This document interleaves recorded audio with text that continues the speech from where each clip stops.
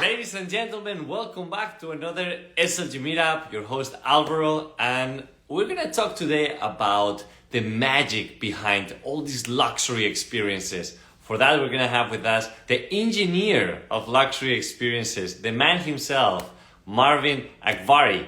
He's doing the events and marketing for some of the most incredible luxury brands through his business called C'est La Vie Experiences.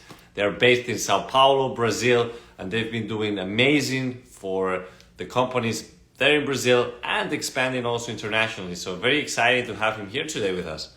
There he is. Alvaro, What's can you going hear on, my me? friend? How are you? Yes. All good? Super excited to be here. Thank you for your invitation. Very happy to be here with you all. Of And course. let's see a new connection. Brazil, Miami. You're Spanish, right? Yes, You're of from course. Spain, right? Amazing. I'm Italian actually. So 7 years that I'm living in Brazil. So it's an international connection, we can say. Listen, one of the most important things, and I'm glad that you're here with us today because we don't talk much about the event production and the whole behind the scenes in all these things that relate to luxury arrangements. And you are, through C'est La Vie Experiences, offering some of the most high-end experiences through all these brands. So tell us a little bit about what it's about and how makes you guys so unique. Amazing. Actually, C'est La Vie was born to create these high-level experiences for brands, for people that love this kind of experiences. During these 7 years in Brazil, actually, I built the business here in Brazil from scratch. We work with many of the most important luxury brands and also with small brands that are rising. So we did many branding works from scratch also, and also we launched many important helicopters of important brands, yachts, and we worked a lot with real estate. Actually, luxury real estate in Brazil is booming in the last years. So it's a very interesting business also for you maybe in the future. Yeah. And Yes. we work a lot with experiences. This is our main focus in the agency. We design and produce these experiences.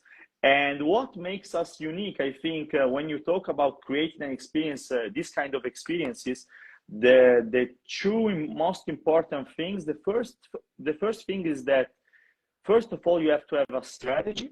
And to have a strategy, you need to know a lot, very deeply about the product, the market, and the audience. Which kind of people are gonna use this product? Which niche is gonna work? So I wanted to touch base about the partnerships, right? Like, how do you build these relationships with all the different brands? Yeah, of course. One important thing. This is actually when you talk about partnerships, there is a very interesting co-branding strategy that we use in these events. Because when you think about few brands, we did many events like this. Imagine the McLaren client, maybe, which we can take as an example. His client is gonna also buy a real estate in Miami because he wants to have a mansion there. The same person needs transportation, needs a jet, needs an helicopter. So the same customer, he consumes different products in the luxury market. So imagine doing an event where you can put together different customers of these brands, but they have the potential to buy this kind of products. So, for example, a very important car brand that is positioned in the luxury market can invite 10 of his best customers. The same thing I can do, the same thing Alvaro can do. We can do a meeting with 50 people, not even more. Let's do a very little event, I would say, but very high level event with potential real buyers, I would say.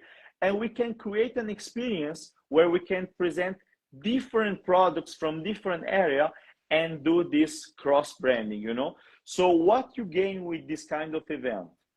You exchange clients, first of all. Second of all, you do something that is very, very, you know that, difficult to do, gain trust, people's trust, because if Alvaro is introducing me to his client, your client is gonna trust me very, very fast. Oh, yeah. Compared Yeah. to if I go only online and everything, because he already trusts Alvaro. So you are transmitting this credibility to me. So the second thing, so is positioning. You're gonna position yourself very fast, faster to this audience.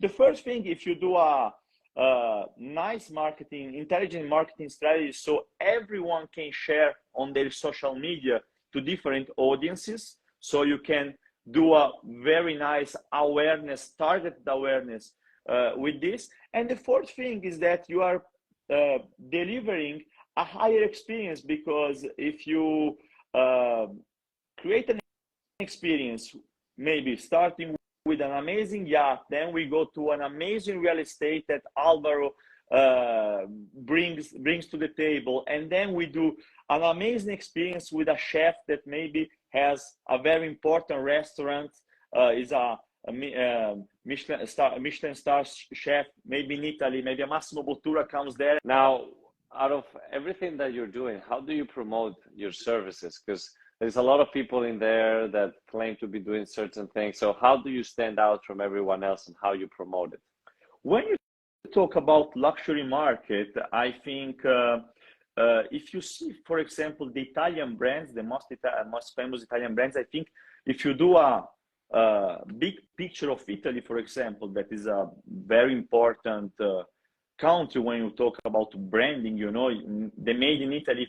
If you put the Italian flag on a food, the price, you can raise the price of the food everywhere around the world, in US, in Brazil, in Korea, in everywhere. So, and if you go to the Italian market, the digital part, Italy is very late when you talk about the digital part, you know.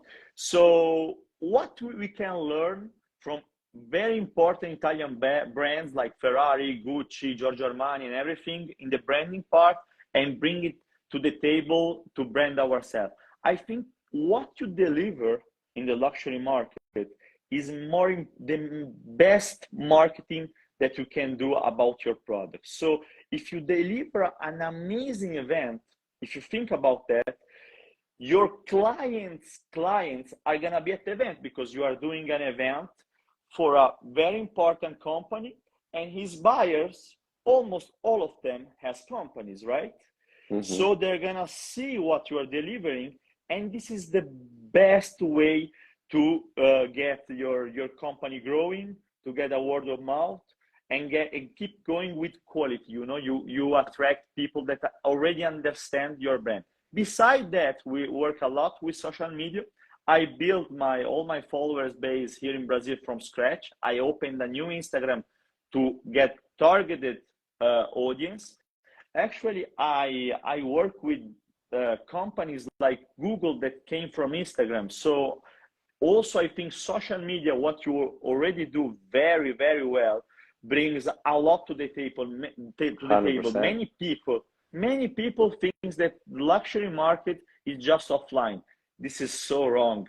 I closed so many high ticket deals.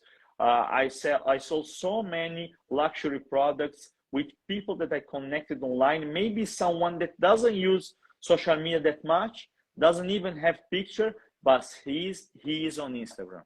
So I agree. I know many CEOs, they don't use Instagram, but they are on Instagram checking on his son and everything. So and they follow me. They know me personally, they follow me. So Instagram is also a way to follow up with people, because if you see Alvaro every day doing stuff, when you're gonna buy a real estate in Miami, the first person that you're gonna remember is Alvaro.